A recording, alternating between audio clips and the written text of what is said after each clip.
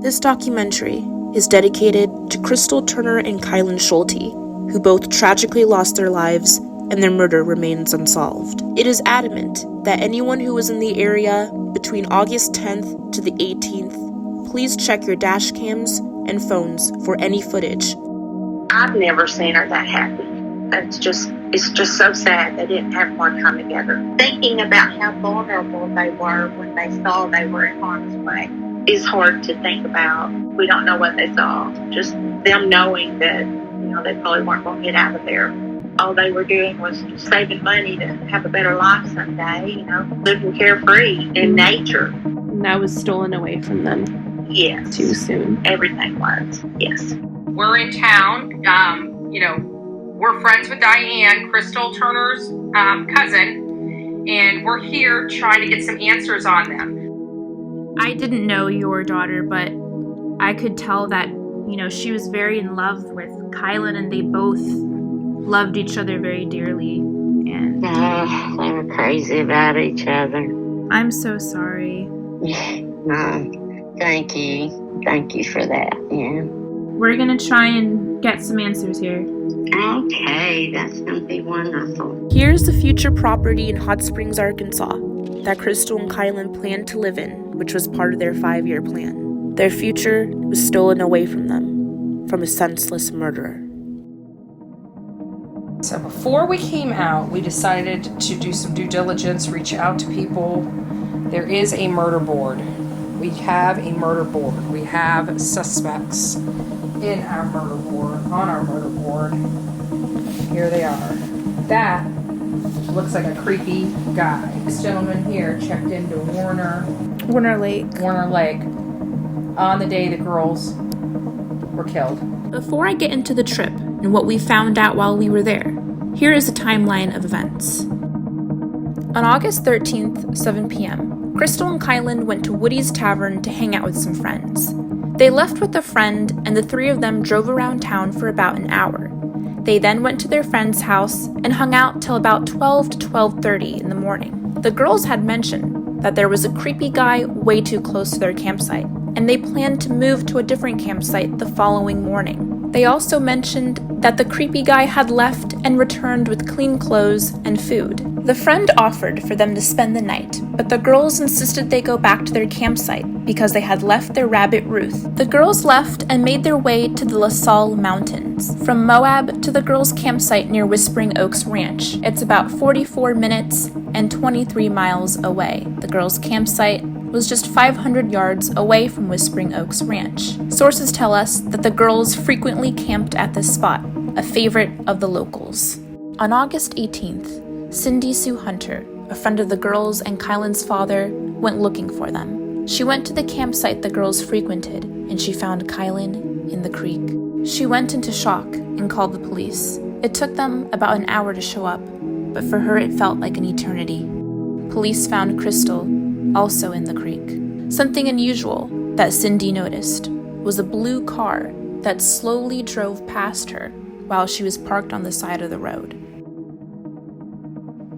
2 weeks earlier, a woman and her friend were camping at Willow Springs, about an hour away from the girls' campsite. In a video that went viral on TikTok, she explains a creepy encounter they had one night. So at 1:30 in the morning, Julie wakes me up and says somebody just shined a light in our tent. There's footsteps right outside of our tent. We get out of the tent and we shine a light at the dude, and I remember he was older, he was big, at least 6 feet tall, he had glasses and a beard, and he had a big t-shirt on, and I think there was a pocket on it. He ran back to his pickup truck, I think it was a black pickup truck, he got in it and he sped off, but that just didn't sit right with me. On August 13th, the last day the girls were seen alive, at Warner Lake, which is about 18 minutes away, these 4 men were hanging out.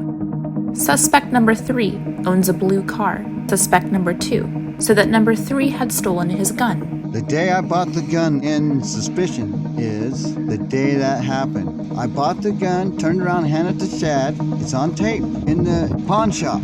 Turned around, give it to Chad, and then I turned around and was buying another knife, and I turned around and looked, and and he was gone. A witness came forward and said that suspect number 3 came into their job and said that his friend had been up at Warner Lake with his car, but he was on the other side of the lake and kept saying that he wasn't there. He said if he saw his friend, that he was going to quote-unquote slit his throat. Suspect number 1 and 3 are no longer friends on Facebook. Suspect number 1 went to Oregon for a few weeks around mid-September and returned back to Moab shortly after Brian Laundrie's remains were found. A person who was camping at Warner Lake Campground between the 13th and 17th of August noticed a red truck that seemed to be abandoned at the bottom of the mountain. Diane also informed me that drone footage taken the day of the wedding near their camp is now being looked at.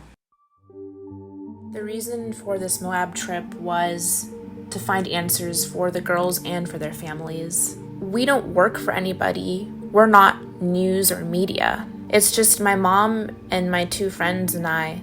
We're not paid to do this. We just want to find answers and help. So we went to Moonflower. That is the store where Kylen Schulte worked. And we wanted to ask and see if they knew who the creepy guy could possibly be or if they had any information that could help.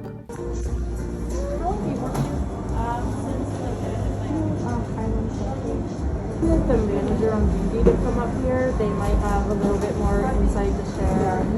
We're really trying to help, so we appreciate all the time. I greatly appreciate that. Yeah. So my name's Andra, and we're here out of town, okay? We're trying to bring awareness because we know Kylen and Crystal's case is going forward. We know that she worked here and she had friends here because obviously her family was not here. Does anybody know did she ever describe this creepy guy near the tent? So unfortunately, we are actually unable to answer any questions for you. And I've been told directly through my manager to not let you ask any of our cashier's questions. So I'm gonna have to politely say that we don't have any information at this time. And we'll have to ask you to leave. Okay. Unfortunately, we can't have any recordings in the store or photos taken inside. No. But unfortunately, I don't have any information to disclose with you. Okay. Here in Moab, this case going cold, yet nobody wants to help. Nobody wants to help. This is a family that has lost, 2 beautiful women, Kylen Schulte and Crystal Turner, and not one person so far at their employment is willing to assist or help in this investigation, provide any information so that we can help them find help. So I would behoove anybody not to visit Moab, because if you get killed, nobody will tell, nobody will talk. It's sad and disgusting. Next, we planned on going to Woody's Tavern, and this time we were going to go undercover. When we found out they were expecting us, we figured we needed to make some provisions. I mean, we'll do what we have to do to get the answers we need.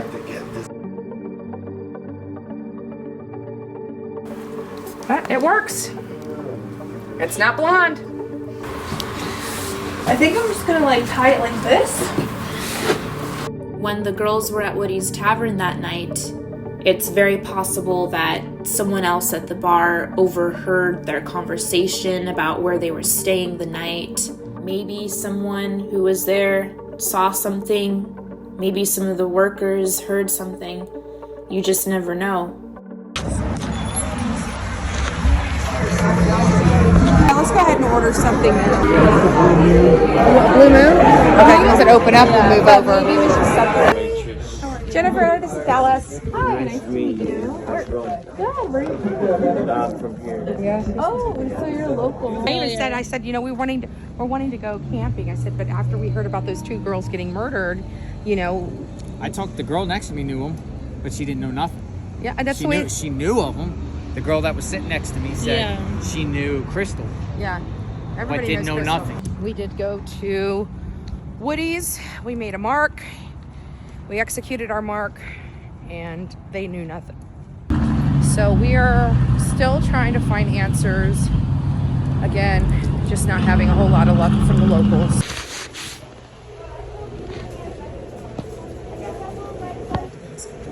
Hi.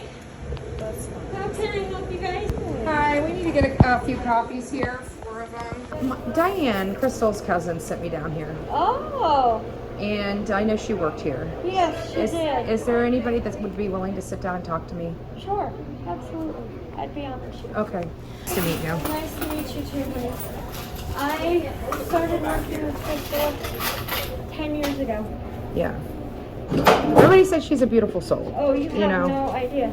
And she has, obviously her family, her cousin doesn't live in Hot Springs, Arkansas, but she did have a house there, and they had a 5-year plan. They were planning on moving back to Hot Springs, Arkansas, because they felt judged here. And at first we thought it was because of them being lesbians. And then we found out it wasn't. It's because everybody thought she was on drugs, which she wasn't. Right. So, I read that stupid interview. I was so mad. Right. So my question is, and it's very simple. Sure. Did she talk? I know obviously that creepy man in the camp is probably the key to a lot of things. Did she describe him in any way? No, she didn't. The only thing she told me, she says, Mary, she says, if you don't see me on Monday, just know that something has happened to us, and please call the authorities. So she knew that guy was bad news. Yes. But my biggest concern is, like, they spent so much time investigating her ex that they didn't move on from there. Yeah. Because I talked to him. I mean, they like gave him the 5th degree. It's like, okay, if it was a creepy man, it was him. After that long a time that they were together, they would have known him. Well, not only that, but she wouldn't have described him as a creepy man. Exactly. She would have described him as... my ex we're fighting right now, but that's not how it went. And I was actually kind of put off because we went over to the Kylen's job, and they just would not talk to me at all. I mean, they wanted absolutely nothing to do with me. They basically escorted me to the front door, and I'm just like...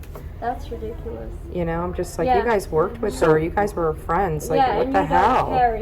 We're trying to, piece together what's going on. So we've dug ourselves. We've obviously know about Milo and stuff like that.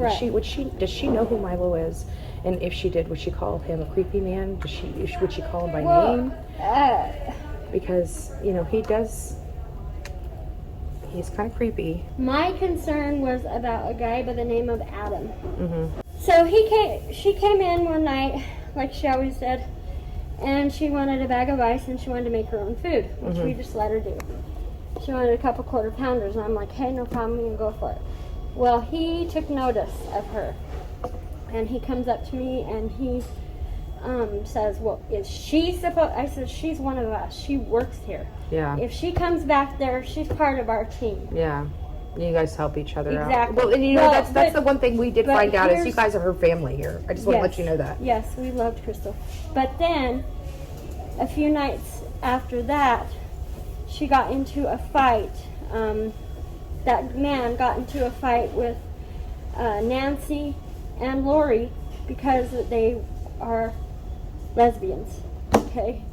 So I've spoke till my heart's content to tell everybody that this dude is bad news.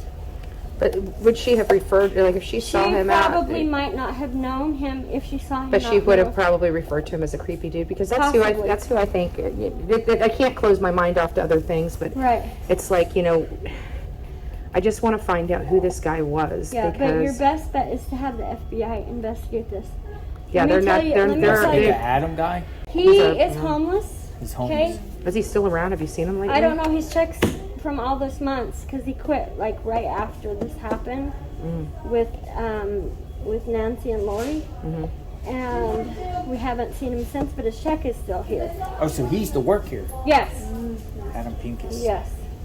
I'll look him up. Yeah, he's and yeah, he would have been. But it doesn't sound like he's. I mean, it sounds like a homeless person would want to come get his check. So it sounds like he might have already.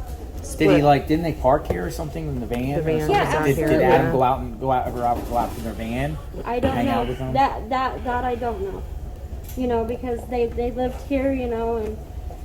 Oh. Has the police came here to talk to any of you guys? They talked to Jessica, and there was Jessica, there was Jolene, and there was Kayla. The police came and talked to these guys because they were there at the bar that night. Oh, at the bar, yes, Woody's. with Woody's. Yes, correct. It's the only bar in town. But this Adam, that's odd. That's bizarre. He's homeless and he doesn't come back for his check after all this goes on. Yep. And I tried to get him to tell me a little bit about himself, you know. And he was really vague. So once upon a time, Paul Harvey, you know who he is? Okay. He used to be a famous news commentator. He says, if you ever want to commit murder, just go to Grand County. Why? Because you could just get away with it here? Exactly. Why? Because it's just the land is vast or the incompetence of the police? Yes. So what I'm saying is your most best bet right now is to get the FBI involved and get them involved. But that's the problem, is they did send an FBI agent out here, but from my understanding is that it was, you know, we didn't know this at first, but from my understanding it was just one gal with a clipboard. Yeah. It wasn't really, you know. Yeah, there was no presence here. Do you think it was somebody in Woody's that followed them out? Could be. Possible. Yeah. We don't know. Who Because they announced where they were staying out loud that night. They announced it loud. Did they already have their camp there and they were going back to it? Or did That's correct. Yes. Wow, okay. Yeah, they kept their camp up there. They had asked my bosses if they could have the J1 houses, and they told them no, and we're all very upset with that. What is Day 1 houses? J1 is J1. the students who come from other countries, and they put them up. They'll put up people from Grand Junction, but they won't put up anybody here who's homeless. So that could have maybe saved them. Yes, it could have. Because they were only up there really I can tell you, we they, never even heard about that. This is the first time we've heard about it. They really only camped because they couldn't afford housing. That's And correct. that was the way to... Yes, exactly. I've read something like they went up there because it was cooler up there. Well, it is a lot cooler. It is very hot down here. I mean, It's hot down here in the summertime. Yeah. So with Crystal, was she supposed to be like a day she didn't come into work here, like on the 15th? That's correct. She was Monday. supposed to be here Monday. She didn't show up Monday. Monday would be what date? I'd have to look on my calendar. 12th, 13th, 14th, 15th. Yes. Yeah, it was the 15th. She was supposed to be here that Sunday. Sometimes But her vehicle, her van, because it was having issues, would break down and we wouldn't see them. But on Tuesday morning, they went ahead and called the cops. 16th. Yes. And it was like, you just knew something was wrong. Did they also park their car here? Yes, everything got parked here when they spent nights here. And why'd they spend nights here? Just so they can work here the next day? Kind of just right here? Right. And also, you know, just no place to go. Sometimes the camping spots are all taken up. Ever heard of two other? We have a group of guys that people are rumors they're suspect. Right. Milo Randall. I know Milo, and I know. would she? All right, so you know them, or Yes. you think they had anything to do with this? No. Because his name is circulated. Everybody's like, this Milo guy was up there at Warner Lake. He was up the there, time. and he had Shad's car. And this guy, the blue car. Shad Swick. Swick? You know him? No, I don't. But you know Milo. I've known Milo my whole life. Okay, so you're saying no? No. The rumor mill saying, Oh, hey, this it's Milo bad. guy. Oh yeah, You know, and we don't want to, you know, kind of like chase down maybe the wrong. we can go and ask Milo, but we don't want to disrespect him either. Right? No. Yeah. Hey, did you see him up here that weekend? You know. Yeah. And Milo will tell you. He'll be straight up. He would. Yes, absolutely. Yeah. Because he was there. Do you know if the police go to him already, or maybe, or anybody go to him? I've not heard. Yeah. Because originally I had heard that they had a couple of people in that they were questioning and they let them go. And you know who? Like what name? No, I didn't get a name. Just that they were questioning people. But it sucks they because let it go cold the Tuesday morning when they told them where they were going to be. They told the cops, this is where their campsite is. They told us. Who told the cops? Jessica and the rest of them said this. And instead of them going up there and checking, the other lady goes up. Cindy. Yeah. Cindy. And So the police never went up? No, not till after she went up. And it's like, I don't just total understand incompetence. See, because that could have saved them in a sense if it was on a Tuesday, right? They could have been still alive, you think? No, maybe? no, they were No, they were already gone. Most likely, from what I understand, late Friday, early Saturday. They There didn't were really hang men out with guys. in that bar, and they did announce loudly where they were staying. This is not his first paycheck that he had received, so he would have had to have cashed checks to get money. Yeah. And you can't cash checks without having a license on file.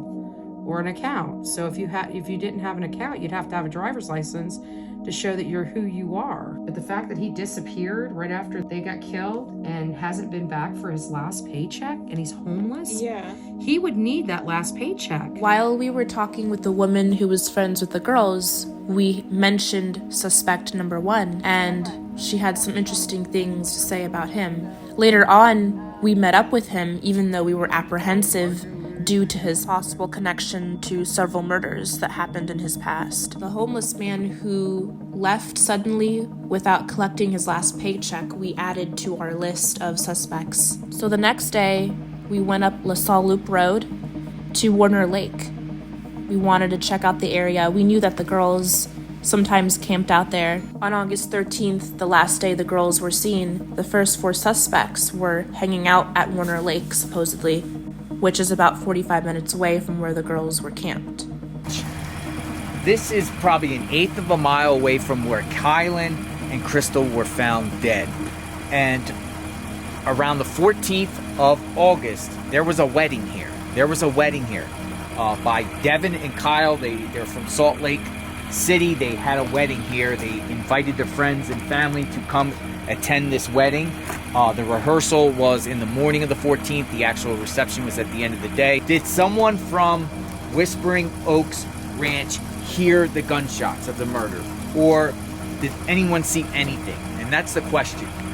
Does anyone that attended this wedding have footage of anyone along this LaSalle Road, this trail that takes you all the way up to this area? Does anyone have any footage of any vehicles or any individuals? That's the question. Somebody that attended that wedding that day on the 14th must have seen something or known something. Whether it was somebody attending or somebody here, an employee, somebody has to know something. And we're out here trying to figure it out. We're trying to get justice for Kylen and Crystal. In our next episode, we visit the spot where the girls last camped at, and we also meet a man who heard a gunshot at 1 a.m. If you saw something, say something. Here are 2 phone numbers you can call if you have any information. And lastly, donate to Catch a Killer, the GoFundMe created by Crystal Turner's cousin, Diane Brooks. All donations to the GoFundMe will be used to cover the cost incurred of the investigation.